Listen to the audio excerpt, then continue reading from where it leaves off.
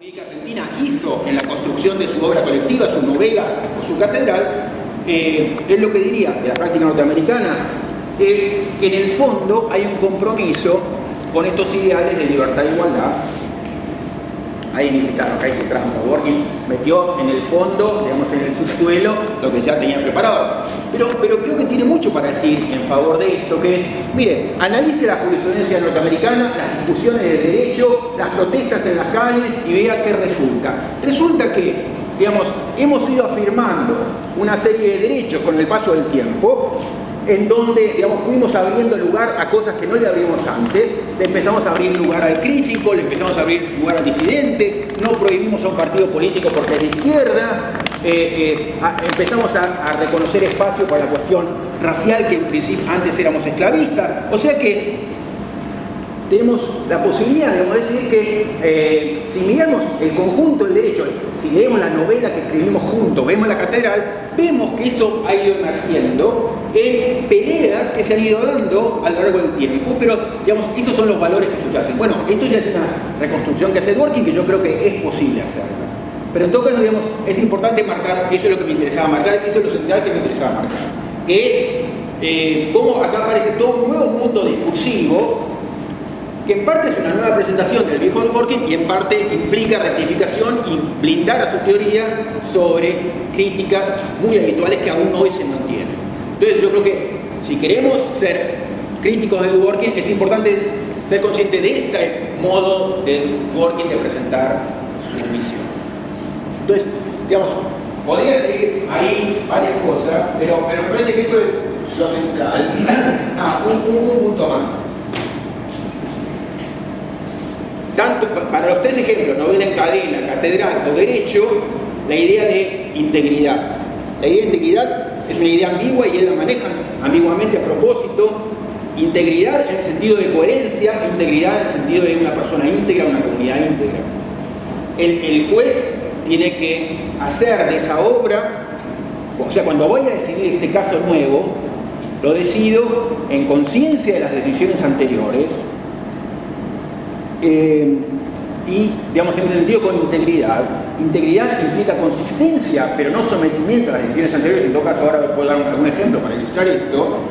Pero la idea de integridad, la idea de respeto a la práctica, no es por la idea conservadora de hay que seguir haciendo lo anterior, sino por una idea de consistencia, porque el derecho tiene que ser capaz de hablar con una sola voz. Y cuando hoy yo, juez, estoy por condenar a esta persona en un caso de estupefacientes, tengo que ser consciente de lo que dije ayer con un caso parecido. Y en ese sentido, digamos, aunque ahora quiero aclarar en algún ejemplo esto, la idea de consistencia es menos una preocupación por la prolijidad del derecho, menos una preocupación estética que una preocupación sustantiva por la igualdad. Tenemos que tratar a todos con igual consideración y respeto. Entonces, si yo hoy decido de un modo que no tiene nada que ver con lo que hice ayer o con lo que se hizo hace 20 años, yo no estoy tratando a las personas con igual consideración y respeto. Entonces, esta idea, el derecho tiene que ser capaz, como el estudio arquitectónico, como la persona que escribe, mostrar que estamos hablando con una sola voz. Si es que estábamos orgullosos de esa práctica, pero implica ser subserviente de esa práctica. Dworkin ha sido tal vez la persona que más crítica ha hecho de fallos y jueces de la corte, o sea, no implica ser subserviente de esa práctica. Entonces, un solo ejemplo para cerrar esta etapa. Paso rápidamente a las dos y yo termino mi presentación. Pero el ejemplo me parece importante también para no equivocarse sobre lo que quiere decir Dworkin con esto de seguir a la práctica y cambiarla, o precisarla, mejorarla, ir en búsqueda de la mejor lectura posible. Imagínense, digamos, el caso justamente de Brown vs. Board of Education. Brown vs. Board of Education, el gran caso de igualdad racial, digamos, en donde la Corte dice, entre otras cosas, se terminó la etapa de separados pero iguales. La etapa de separados pero iguales era toda una serie de fallos. Imagínense que hubo 50 fallos anteriores de distintas instancias, reafirmando un principio que parecía muy distintivo del derecho norteamericano, que era separados pero iguales, que era un modo de interpretar la igualdad. Los jueces decían, yo consagraría un derecho justo, digamos, injusto, haría, digamos, decirle a la Constitución cosas injustas si yo le dijera que, de acuerdo con la Constitución norteamericana, los afroamericanos no pueden estudiar, o no pueden viajar en autobús, o no pueden ir a la escuela. No decimos eso, decían jueces y legisladores, sobre todo norteamericanos. Nosotros decimos separados pero iguales. Los negros tienen que tener la posibilidad de ir a la escuela, viajar en autobús, ir a la universidad, pero en lugares distintos. No tienen por qué proclamar que quieren ir al mismo lugar. No tienen por qué conseguir ir al mismo lugar que los blancos. Digamos, se violaría la igualdad, los casos que llegaban a los jueces decían, se violaría la igualdad si ellos no pueden estudiar, si no pueden viajar en autobús. Ahora, en la medida en que puedan, no tienen por qué quejarse. La igualdad constitucional está respetada. Eso es lo que se decía. Y Brown es, en materia de educación, lo que viene a decir es, no, se terminó separados pero iguales. Ahora, ¿cómo actúa el juez Dworkinian en estos casos? Porque uno podría decir, y esta es la torpeza con que alguno puede querer reconstruir a Dworkin, es, bueno, pero entonces no me meta el perro. Si tiene ya 20 decisiones anteriores en donde consagraron separados pero iguales, ahora le tocó el 21 separados pero iguales. Y uno dice, no tiene nada que ver eso. ¿Por qué? Porque yo no le digo que usted siga la continuidad del precedente y no pueda cambiar, sino es busque cuáles son los principios que subyacen a la práctica, y a lo mejor esos principios, él anticipa, creo que son de igualdad y libertad, de igual consideración y respeto. Lo que dicen es que para mantener la continuidad de esa práctica y seguir haciendo lo que hemos hecho en todos los otros casos, cuando le permitimos hablar al disidente, cuando permitimos una asociación con gente que pensaba distinta, ¿qué estábamos diciendo? Que no me importa el color de piel, no me importa, digamos, lo que usted habla, no me importa el proyecto lo que interesa es que hemos ido abriendo lugares al disidente, al que pensaba diferente, al que nos podía desafiar. O sea, y cómo en otras áreas del derecho ratificamos esto y en esta área que tiene que ver con la raza no lo hemos hecho.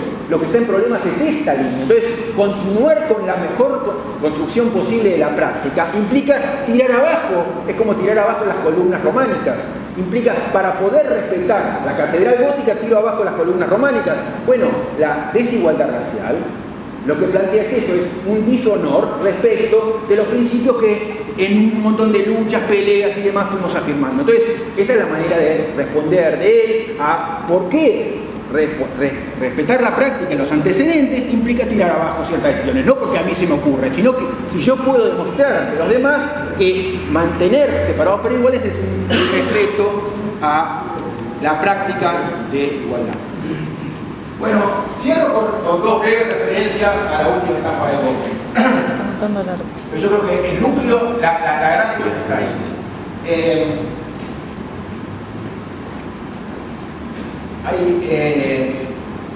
Cito dos textos importantes, digamos, de esta última etapa, tercera etapa, perdón, que es la que yo digo que en donde sofistica su teoría.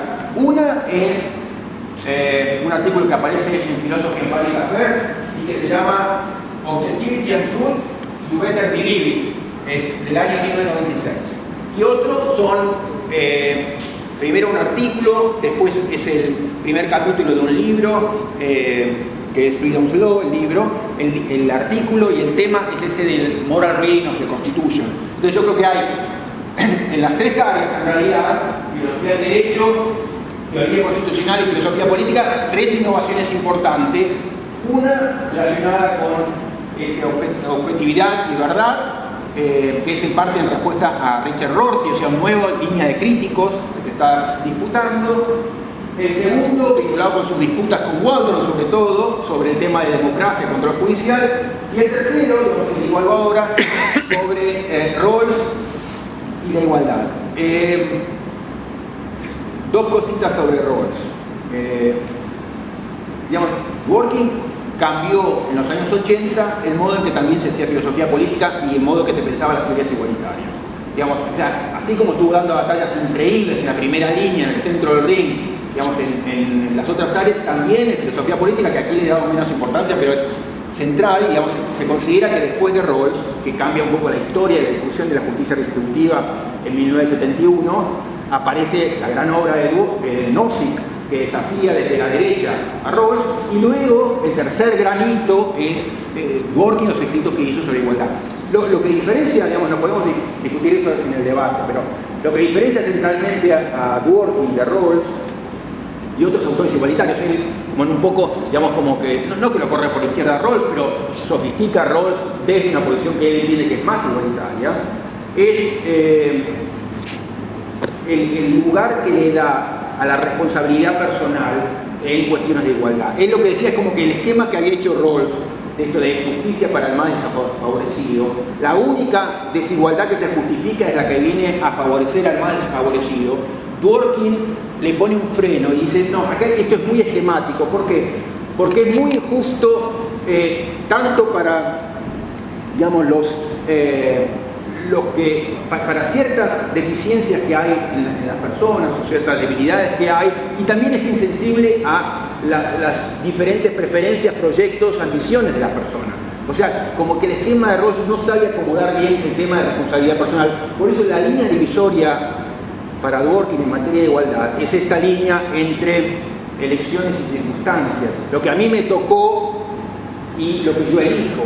Esa distinción, que no es de Rawls sino de Dworkin, digamos, pretende ser mucho más cuidadosa de todos los datos que constituyen mi vida. Por ejemplo, la idea de que si a mí una sociedad me trata peor y sus reglas me tratan peor por ser mujer, por ser discapacitado, por ser, o sea, recibo menos recursos, menos premios, por ser negro, todo eso son datos de las circunstancias, entonces me estás castigando por las circunstancias. Eso es injusto, pero también es injusto si la sociedad no es suficientemente sensible a mi proyecto de vida. A lo mejor yo quiero trabajar más que el otro, entonces tenemos que ver qué hacemos con eso. Si por ejemplo tenemos dotaciones iguales, Juan y María, y con Juan se tira a descansar y María trabaja un montón, entonces si al final de la vida Juan, que se consumió todo lo que tenía, que era igual que lo que tenía María, digamos, Juan quedó con menos recursos que María, y María le tiene que dar a Juan, porque forma parte del grupo de los más desfavorecidos,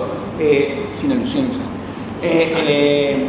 No, eso diría Dworkin, es injusto para María, que tenía exactamente lo mismo que Juan, y ahora tiene que distribuirse, consumirse lo suyo, o sea, ese tipo de injusticia. El punto que parece menor es un punto tremendo. ¿Por qué? Porque toda la derecha estuvo criticando el igualitarismo de Rawls y Dworkin justamente porque no saber acomodar el tema de la responsabilidad personal, el tema de, y si uno eligió, entonces Dworkin distingue entre la mala suerte que uno tiene en la vida, y una persona no debe ser castigada por la mala suerte que tuvo en su vida, pero sí, si por ejemplo hizo gambling, si hizo, digamos, fue a apostar y perdió, y bueno, entonces es ya una elección que él hizo sabiendo que podía haber hecho otra cosa.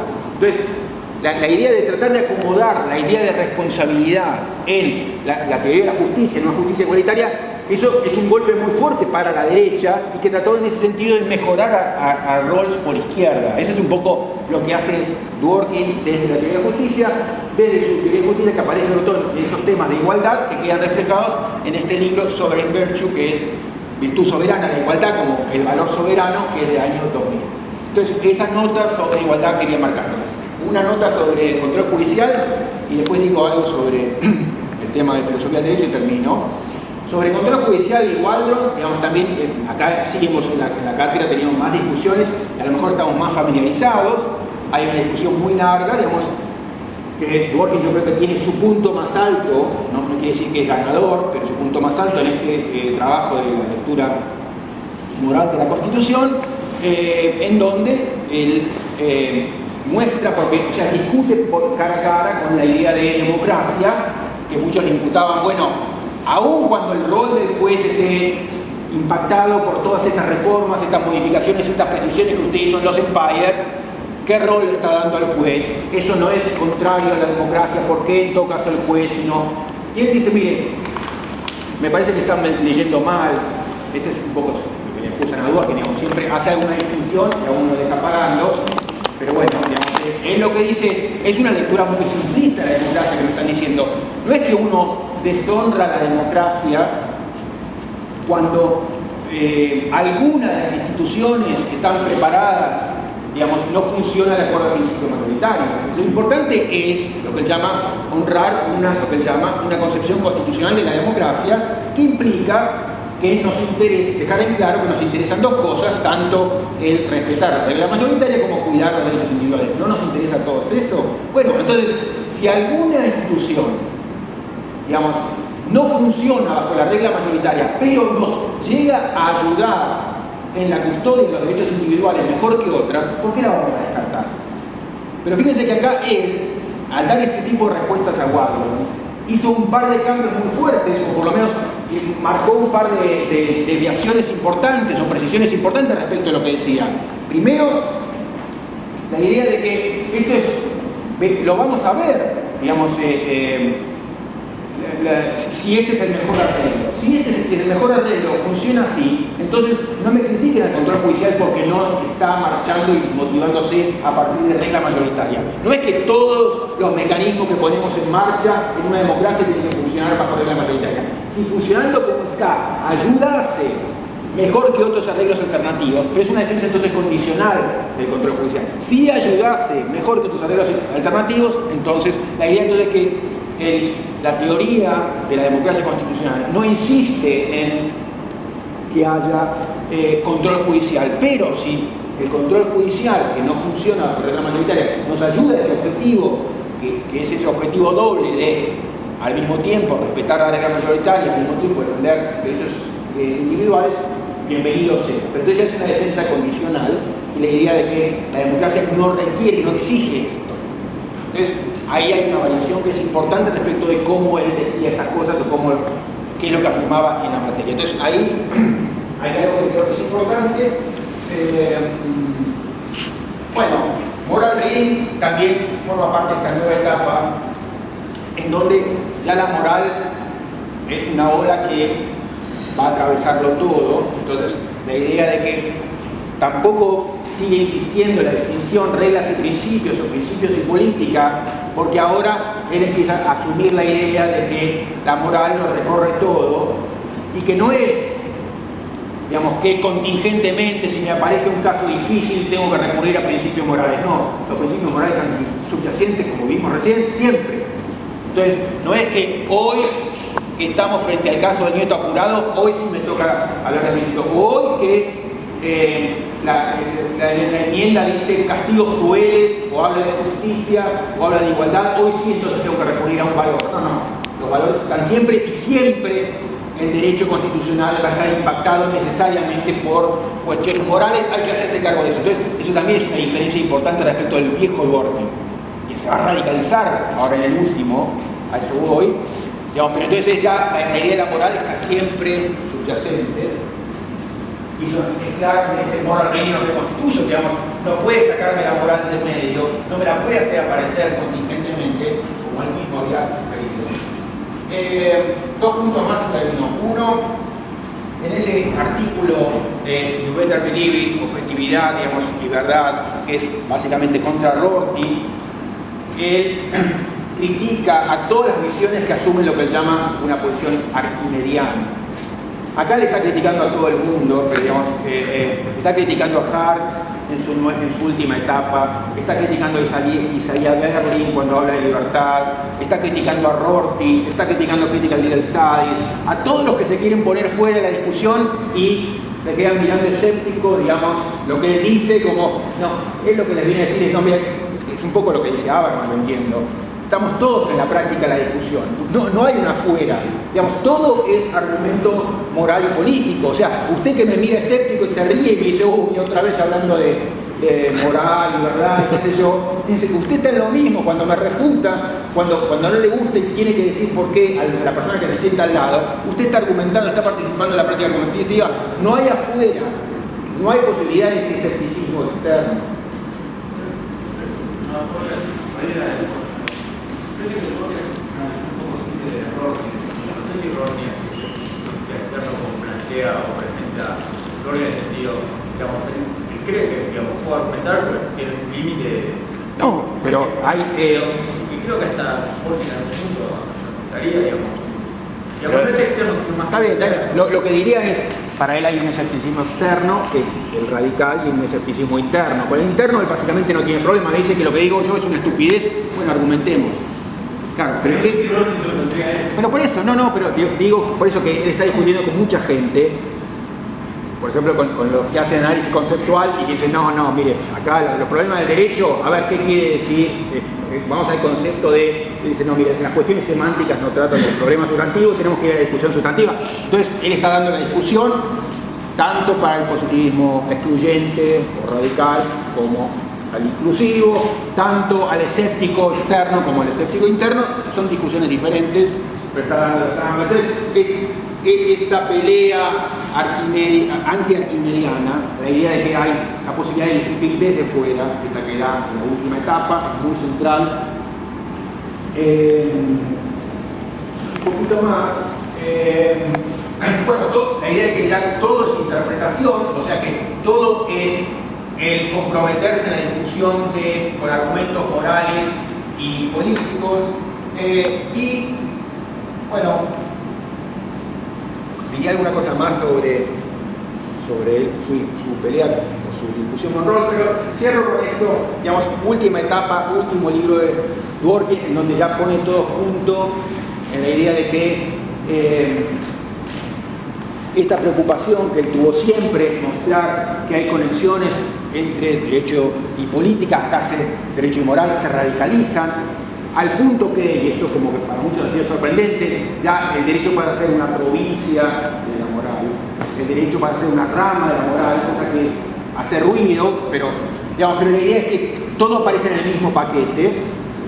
Hay vínculo entre libertad e igualdad, hay vínculo entre ética y moral, hay obviamente vínculo entre derecho y política, hay vínculo entre lo personal y lo político, cosa que, digamos, no es simplemente decir, pongo todo junto, digamos, sino que está saliendo a disputar otra vez cuestiones finas, por ejemplo, contra Rawls. El último Rawls, muy impactado por esas discusiones que él había tenido con los contextualistas, digamos así, lo que había dicho es, bueno, yo me estoy preocupando por la posibilidad de forjar un acuerdo político, buscando las bases de un acuerdo, o sea, cuáles pueden ser las bases sustantivas de un acuerdo entre los que pensábamos diferente, pero esto en cuestiones, digamos así, públicas. Entonces, en Rawls pongamos entre paréntesis la cuestión de nuestros, digamos, ideales personales a la hora de argumentar sobre cuestiones públicas.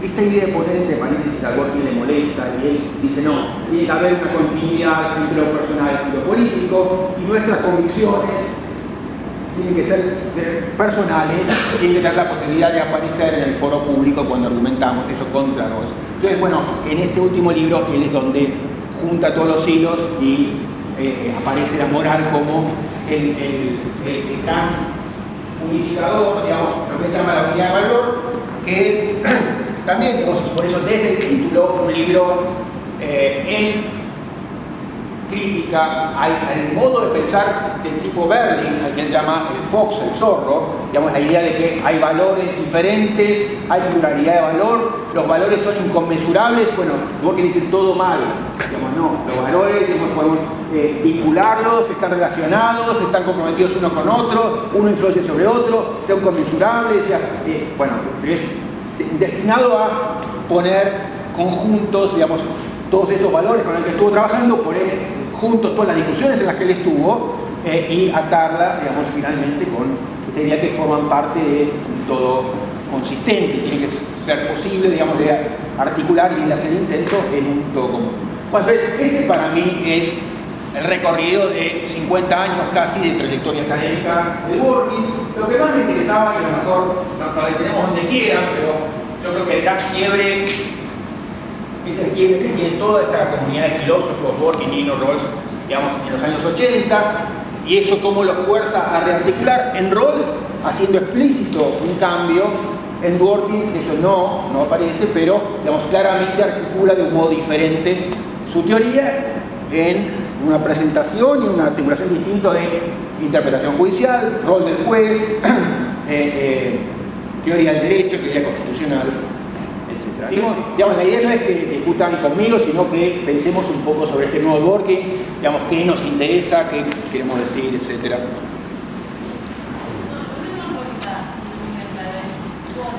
¿Cómo justifica los principios morales que él cree que todos hemos identificado? La igualdad, ¿es igual que Rawls? No, es esto de pensar que hay, digamos, y en ese sentido hay una similitud con el último Rawls, que es, no es que yo elaboro principios, digamos, idealmente, pensando bien, como parecía ser el primer Rawls, sino que en el último Rawls, que es toda la segunda etapa de su vida, la idea es tratar de articular principios que están subyacentes en la práctica, las ideas de igualdad, libertad, que están en la práctica. Algo muy similar en ese sentido a hacer Gurdjieff es, yo toda la vida estuve haciendo lo mismo, en ese sentido digamos, lo presenta como diferente, pero la movida es la misma, yo no estoy diciendo los principios morales están ahí arriba y tengo que salir a buscar, sino es qué principios han ido tejiendo mi comunidad a lo largo de esta historia. Entonces, cuando uno lee la historia de Estados Unidos con todo lo criticable que es hasta el último minuto, insisto, Gurdjieff ha sido un crítico de esta práctica, yo lo que veo es que en estas peleas nos hemos ido dejando en claro que tenemos un compromiso con que al diferente se escucha, que no es una razón para que no se forme un partido político que de hecho que sea muy de izquierda, que todos estos fallos que hay, bueno, pues, la línea, por ejemplo, la línea en libertad de expresión que Brandeis, Holmes y compañía tuvieron disidencia durante 40 años, bueno, en Brandeis y Holmes se convirtieron en mayoría. Tardó un montón, pero eso que muestra que eso que lo fuimos tejiendo de a poco, eso bien compromiso. Entonces, no hay que cambiar de arriba sino para abajo. ¿Cuáles son los principios que recorren nuestra historia? Por supuesto que disfrutarnos, pero digamos, hoy un montón de cosas que antes hacíamos me parecen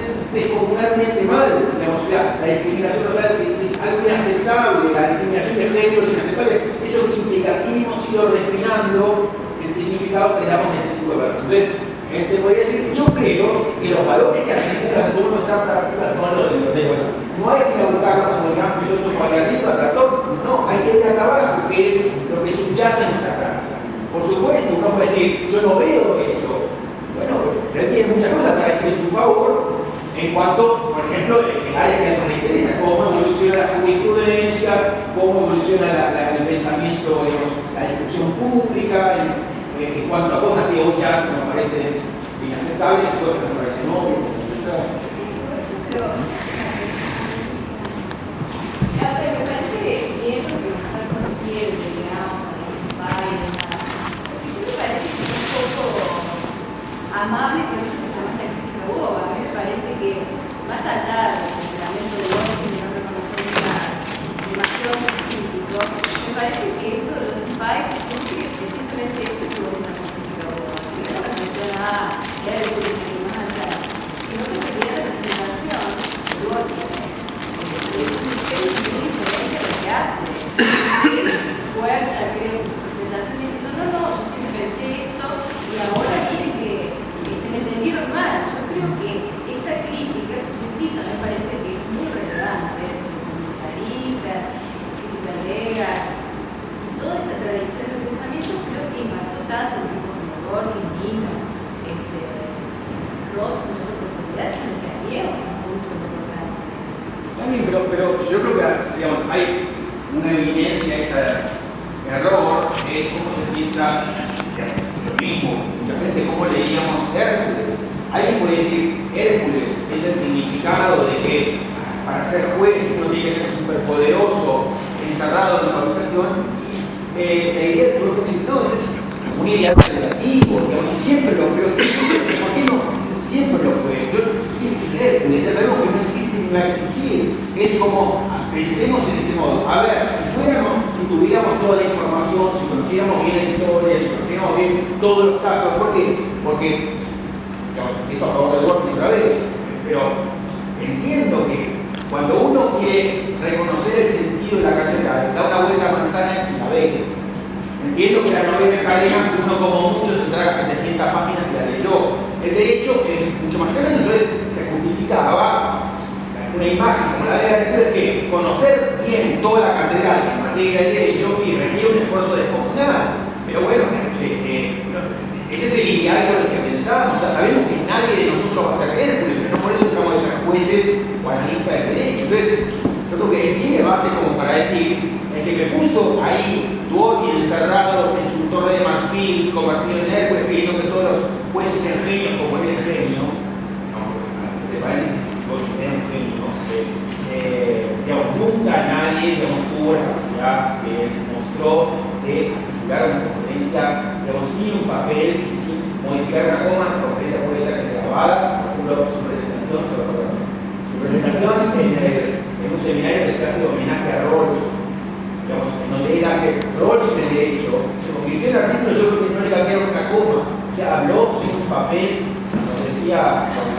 lo que me gusta mirar a la gente de los ojos. Articuló sin un papel, digamos, una presentación, recorrido de todo roles de derecho, sin una anotación y, digamos, todo impecable, sin titubeo, sin una nota. En ese sentido es genial. Pero él no piensa que todos los jueces tienen que tener capacidades extraordinarias para ser jueces, sino que hay que hacer ese esfuerzo, hay que, en todo caso, trabajar, tratar de entender qué es esto del derecho en mi comunidad. Pues, es un esfuerzo gigante. Pero por supuesto, digamos, yo creo que uno puede decir, sí, cambió, pero él tiene mucho terreno para decir, a ver, dígame cuál es el cambio sustantivo. Encuéntrenme los párrafos y muéstrenme que lo que yo digo ahí es el juez elitista solo en la soledad de su cuarto. La verdad es que yo, digamos, no veo pero en todo caso, podemos decir que cambió, pero él tiene mucho terreno para avanzar y decir, sigo parado en la misma vía. El produccionista es por eso que se ha No, dentro del derecho, eso estuvo muy presente. Ya, leí, por ejemplo, para tomar un ejemplo importante, un autor que nosotros siempre tenemos como referencia, Tonini, lo que él dice sobre el working, y es eso, el juez encerrado en su torre de marfil. Entonces, eso está en un tipo que para mí es una referencia en de la teoría constitucional contemporánea, y me parece que muchos de nosotros lo repetimos en el aula. Entonces, digo, no es una crítica, pero por supuesto, nos interesan las mejores críticas, pero esa crítica es muy presente en la análisis del derecho. Había varias manos que estaban mismo. No, que no se escucha. No se escucha bien, no tenemos micrófono. Pero no, habían visto todo. La gente. Porque hay ruido de la fondo. Había un micrófono. ¿Y eso no? No, hay un micrófono. Y no que hable más. No, podemos distribuir ese, pero había uno manual. Bueno. Chao, ¿a quién le toca?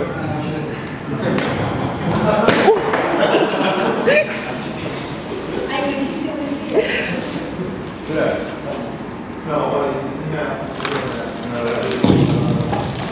estaba.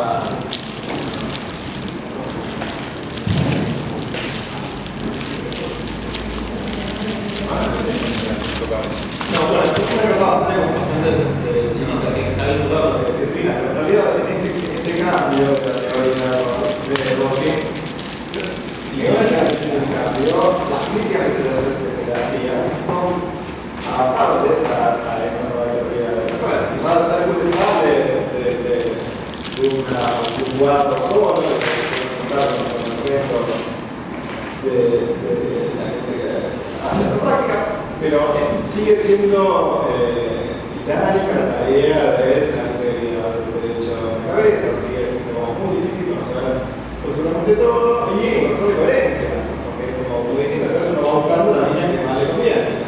Puede llegar a pasar No, ¿sabes? Pero, a ver, digamos, bueno, si uno dijera, bueno, yo soy un juez de derecha y quiero favorecer, digamos, la desigualdad racial, la tengo muy difícil. Entonces, yo puedo salir a buscar, o sea, eso, como en la novela en cadena, o como en la catedral, yo puedo decir, uy, acá no se avivan y me pongo una columna tal, y cualquiera mira, en el caso de la catedral, y dice, pero ¿qué es esta cosa ridícula que están poniendo? Digamos, vienen a pero digamos, ¿qué tiene que ver esto con lo que veníamos haciendo? Y en derecho eso pasa en muchos casos lo que Rawls cuando habla de lo mismo dice, hay casos que nos resultan hoy outrageous, o sea, hay un montón de cosas que eran la normalidad hace unos años y hoy nos parece inconcebible que se distinga entre mujer y varón y que como es mujer no puede trabajar, como es mujer no puede hacer trabajo nocturno o como es menor está autorizado a trabajar. Pues, lo único que te diría es, por supuesto que para ver la mejorísima lectura posible, y bueno, ahí sí hay que ser un genio, no lo somos y estamos en esa lucha representativa, pero para ver, digamos, lo que son los grandes argumentos morales sobre los cuales está parado nuestro derecho y lo que más estamos, eso lo entendemos todos del mismo modo que cuando vemos una columna románica en la catedral gótica nos dice, qué asco, qué horrible es esto, qué outrage que tiene el golpe. Entonces, en ese sentido me parece que entiendo el punto,